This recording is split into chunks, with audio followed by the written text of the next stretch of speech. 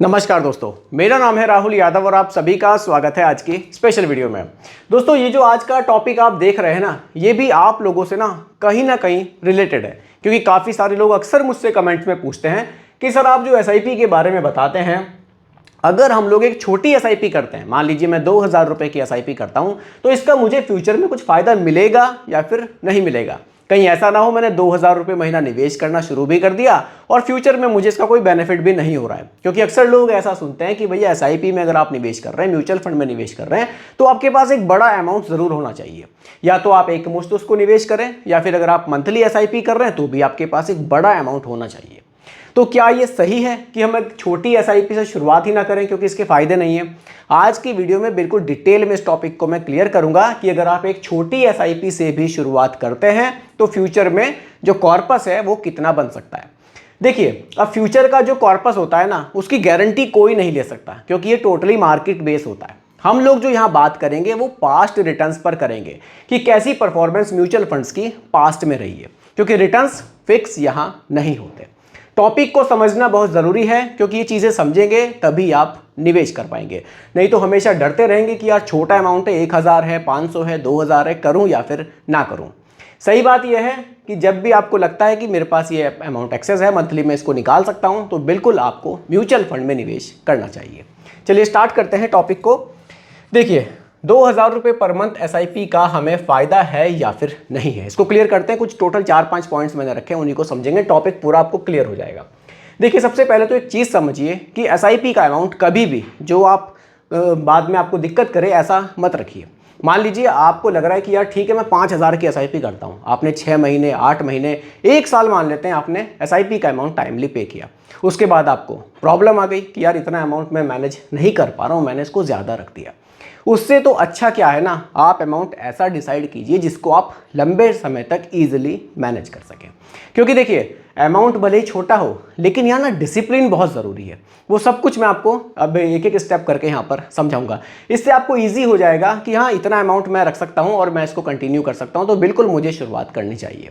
क्योंकि क्या होता है ना, कई बार हम लोग वीडियोज़ देख लेते हैं, यहाँ पर कैलकुलेशन देख लेते हैं बोर्ड पर, तो हमें लगता है ठीक है मैं भी 8000 की एसआईपी कर लेता हूँ, मैं भी 10000 की कर लेता हूँ, लेकिन फिर वो मैनेज नहीं हो पाती है। इसलिए अमाउंट हमेशा, ये फर्स्ट पॉइंट आपको बता रहा हूँ, हमेशा अमाउंट ऐसा रखें जिसको आप लंबे समय तक चला सकें। ठीक है, चलिए, एसआईपी का मैजिक जो है वो अमाउंट में नहीं है। अब ये मैंने यहाँ पर क्यों लिखा है, भैया एसआईपी जो हम चलाएंगे तो पैसे सही ना, तब भी मैंने लिख दिया है कि मैजिक अमाउंट में नहीं है। ऐसा क्यों है? देखिए, अमाउंट में इसलिए नहीं है क्योंकि यहाँ पर क्या है ना, कंसिस्टेंसी बहुत ज़रूरी है, डिसिप्लिन बहुत इंपॉर्टेंट है यहाँ पर। मान लीजिए आपने 10000 की एसआईपी कर दी, इस साइड में लिख देता हूँ, आपने क्या किया, 10000 पर मंथ की एसआईपी यहाँ स्टार्ट की, ठीक है। लेकिन क्या हुआ, आपने 5 साल तक ही इस एसआईपी को कंटिन्यू किया, ठीक है। एक तरफ आपने क्या किया, 2000 रुपये पर मंथ की एसआईपी स्टार्ट करी, लेकिन उस एसआईपी को क्योंकि आप इजीली चला पा रहे थे, आपने उसको 15 साल तक चलाया। अब यहाँ क्या है ना, कंसिस्टेंसी ज़रूरी है। 10000 की एसआईपी 5 साल चला रहे हैं, उधर 2000 की एसआईपी 15 साल चला रहे हैं, या फिर हम मान लेते हैं इसको 15 साल से भी ज़्यादा चला सकते हैं क्योंकि अमाउंट कम है। मान लेते हैं आप इसको 20 ईयर्स तक कंटिन्यू कर रहे हैं, तो डिफरेंस क्या आएगा उस पर बात करते हैं। देखिए, अभी यहाँ जो कैलकुलेशन मैं आपको दिखाऊंगा ये फिक्स रिटर्न्स नहीं है, ये सिर्फ एग्जाम्पल के लिए मैं यहाँ रख रहा हूँ, ठीक है। चलिए, क्योंकि आजकल बस ऐसा कुछ चल रहा है कि कुछ दिखाते हैं, समझाते हैं, तो लोग उंगलियां बहुत उठाने लगते हैं कि सर आप क्या बता रहे हैं। चलिए उन सब बातों को छोड़ते हैं फिलहाल। देखिए, यहाँ जो मैंने आपके सामने रखा है कि मैं 10000 रुपये की एसआईपी अगर 5 साल तक करता हूँ, ठीक है। चलिए, यहाँ हम अमाउंट रखते हैं 10,000, ठीक है। अब एक्सपेक्टेड रिटर्न्स फिक्स, यहाँ पर फिक्स तो नहीं होते, हम एक्सपेक्टेड जो रिटर्न्स है वो 12% हम लोग मान लेते हैं, ठीक है। कि पास्ट में हमने देखा है कि 12% से ज़्यादा रिटर्न्स हमें मिले, हम एग्जाम्पल के लिए 12 रख रहे हैं, ठीक है। अब देखिए यहाँ क्या किया हमने, 5 साल की ड्यूरेशन रखी, कैलकुलेट करते हैं।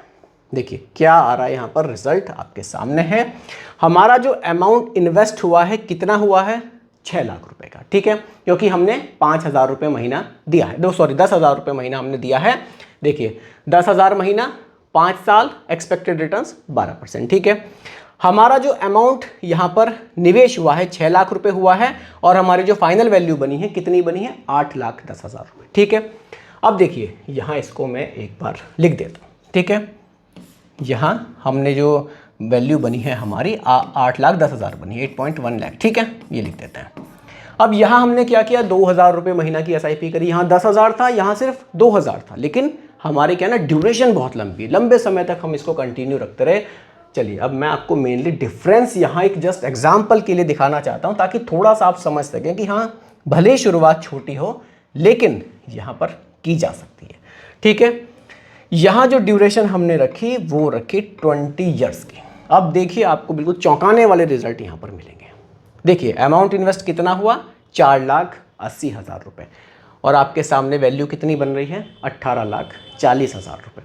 वहाँ वैल्यू कितनी बन रही थी उसको समझिए, 8 लाख, और यहाँ वैल्यू कितनी बनी, 18 लाख। देखिए यहाँ आपने निवेश कम किया लेकिन वैल्यू ज़्यादा है। यहाँ आपने 6 लाख निवेश किया था, यहाँ आपने कम निवेश किया, वैल्यू ज़्यादा बन रही है। वैल्यू ज़्यादा बनने का कारण है कि आपने लंबे समय तक मार्केट में पैसे को निवेश किया। अमाउंट भले ही छोटा हो लेकिन अगर आप लंबे समय तक चलाते हैं तो ये धमाका बड़ा करता है फ्यूचर में, क्योंकि कंपाउंडिंग का बेनिफिट आपको यहाँ मिलता है। चलिए अगले पॉइंट पर आते हैं। कुछ 2-3 पॉइंट्स हैं, बहुत बढ़िया तरह से मैंने इसको रखा है पॉइंट्स को, ताकि आपको क्लियर हो। स्टेप अप SIP की पावर को समझिए।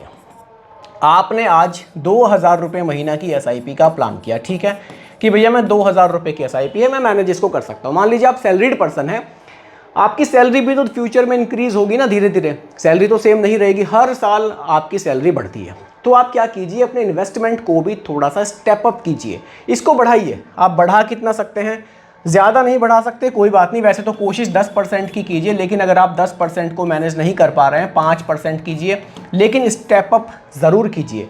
अपनी SIP को धीरे धीरे बढ़ाएंगे तो ये फ्यूचर में और भी ज़्यादा बेनिफिट आपको बनाकर दे सकती है। कभी भी अपने एक अमाउंट पे मत रहिए। मान लीजिए 2,000 की SIP आज की है, इसको हर साल थोड़ा थोड़ा सा इंक्रीज़ कीजिए। इंक्रीज़ उतना करना है जितना आपके लिए मैनेजेबल हो। 5% का ऐसा है, मेरे को लगता है कि कोई भी इसको मैनेज कर सकता है। 5% बहुत बड़ा अमाउंट नहीं है। हमारी सैलरी भी हर साल 10% के आसपास भी इंक्रीज़ हो जाती है, महंगाई भी बढ़ती है, कुछ हमारे इंक्रीमेंट भी लगते हैं, सैलरीड पर्सन के लगते हैं, उनको पता होगा। तो 5% तो कम से कम इसको हम बढ़ा ही सकते हैं। इससे बेनिफिट देखिए ये होता है कि आप हर साल एक नई SIP तो कर नहीं पाते हैं, लेकिन अगर आप स्टेप अप लगा देंगे तो ऑटोमेटिकली SIP का अमाउंट 5% से हर साल बढ़ जाता है। उससे फ्यूचर में आपको बहुत बेनिफिट मिलता है। स्टेप अप को आप ज़रूर यूज़ करें। इसको आप अगर आप चाहें तो एक स्टेप अप SIP कैलकुलेटर आता है, उसमें भी आप कैलकुलेट करके देख सकते हैं कि वाकई स्टेप अप SIP के काफ़ी बेनिफिट हमें मिलते हैं। अगला पॉइंट है दोस्तों RD वर्सेस SIP। देखिए ये वाला भी ऑप्शन मैंने यहाँ रखा है। कुछ लोग कहते हैं कि यार जो मंथली है 1,000-2,000 रुपये, ये हम RD भी कर सकते हैं। करिंग डिपॉजिट का ऑप्शन बैंक में भी मिलता है, कर सकते हैं, कोई दिक्कत नहीं है। लेकिन ये क्या है ना, देखिए ये वाकई जो RD है ये आपको फिक्स रिटर्न देगा। ये आपको बता दिया जाएगा कि अभी 6% है या 6.5% है या 7 है, जो भी है। तो यहाँ आपको क्या होगा, फिक्स रिटर्न्स यहाँ पर आपको मिल जाएंगे। लेकिन अगर आप मार्केट का जोखिम ले सकते हैं, जैसे कि SIP के बारे में मैंने आपको बताया है, SIP में क्या होता है, आपका जो पैसा है वो स्टॉक मार्केट में डाला जाता है। जैसी मार्केट की सिचुएशन रहेगी उसी के अकॉर्डिंग आपको रिटर्न्स मिलते हैं। तो दोनों में डिफरेंस ये है कि कर आप RD भी सकते हैं। अगर आपको रिटर्न्स फिक्स चाहिए, आप मार्केट का जोखिम नहीं लेना चाहते, आपको शुरुआत वही 1,000-2,000 से करनी है, RD भी अच्छा ऑप्शन है, आप चाहें तो कर सकते हैं। लेकिन रिटर्न्स ज़्यादा बनाने हैं, जोखिम लेने में सक्षम है, तो SIP आपके लिए बढ़िया ऑप्शन हो सकती है। दोनों ऑप्शंस, इसीलिए मैंने इसको पॉइंट को यहाँ पर ऐड किया था कि लोगों के माइंड में रहता है कि 2,000 का ऑप्शन तो हमें RD में भी मिल ही रहा है। लेकिन अगर आप इसको कैलकुलेट करेंगे, जहाँ RD में अगर आपने कुछ पैसा डाला, फाइनल अमाउंट 5 लाख बन रहा होगा, वहीं अगर आपको म्यूचुअल फंड से रिटर्न्स 12% के आसपास भी मिल जाते हैं, तो वो अमाउंट अगर आप देखेंगे तो कम से कम 2 से लेकर 2.5 लाख रुपए तक आपको एक्स्ट्रा देखने को मिल सकता है। कारण ये है कि आप जोखिम ले रहे हैं, और सीधी सी बात है, देखिए जितना रिस्क आप लेते हैं ना, उतने ही ज़्यादा रिटर्न्स आपको मिलते हैं। अगर जोखिम नहीं लेना है तो कहीं ना कहीं इसको आपको फिर सोचना पड़ेगा कि ठीक है, मुझे इतने ही रिटर्न्स मिलेंगे, मेरे लिए सफिशिएंट है। ये टोटली आपके जो रिस्क लेने की क्षमता है आपकी, उसी पर ये डिपेंड करता है। ठीक है, अब बात करते हैं बेस्ट फंड्स की। मान लीजिए आपने सोच लिया है कि ठीक है, मैं 2,000 की SIP म्यूचुअल फंड में स्टार्ट करूंगा, तो कौन से फंड्स मैं ले सकता हूं। देखिए आप निफ्टी 50 से शुरुआत कर सकते हैं अगर आप स्टार्टिंग अभी कर रहे हैं। Nifty 50 index fund. अब इसमें निवेश करने का बेनिफिट आपको ये रहेगा कि ये सीधा जो इंडिया की टॉप की 50 कंपनी है उसका एक इंडेक्स है, सीधा उसी में आपके पैसे को निवेश कर देगा। जैसे उन 50 कंपनियों की परफॉर्मेंस रहेगी वैसे रिटर्न्स आपको यहाँ मिल जाएंगे। ठीक है, आपको लगता है कि ठीक है मैं इससे थोड़ा सा ज़्यादा जोखिम लेना चाहता हूं, तो आप नेक्स्ट 50 रख लीजिए। नेक्स्ट 50 में क्या होगा, 51 से लेकर 100 रैंक तक की कंपनी में आप पैसा निवेश कर देंगे। शुरुआत करने के लिए इंडेक्स फंड एक बढ़िया ऑप्शन आपके लिए हो सकता है, आप स्टार्टिंग कर सकते हैं। धीरे धीरे म्यूचुअल फंड को समझेंगे, थोड़ा सा आपको भी लगेगा कि हाँ जोखिम और लिया जा सकता है, तब आप जो फ्लेक्सी कैप फंड है, मल्टी कैप फंड है, उनके ऑप्शंस पर भी आगे फ्यूचर में जा सकते हैं। शुरुआत करने के लिए इंडेक्स फंड बढ़िया ऑप्शन है, लो कॉस्ट आता है, यहाँ पर जो एक्सपेंस रेशो है काफ़ी कम होता है, शुरुआत आप इनसे भी कर सकते हैं। तो दोस्तों मेनली आज की वीडियो का जो टॉपिक मैंने रखा था वो ये समझाने की कोशिश की थी, क्योंकि काफ़ी लोग मुझसे ये पूछते थे कि सर मैं 2000 की एसआईपी शुरू कर रहा हूँ, 1500 की कर रहा हूँ, 3000 की कर रहा हूँ, तो मैं करूँ या फिर ना करूँ, क्योंकि अमाउंट बहुत छोटा है। तो मैं समझता हूँ कि काफ़ी हद तक ये चीज़ आपको क्लियर हो गई होगी कि भले ही छोटे अमाउंट से शुरुआत कर रहे हैं आप आज की डेट में, लेकिन अगर आप इसको लंबे समय तक कंटिन्यू रखते हैं तो ये बड़ा बेनिफिट आपको बनाकर दे सकता है।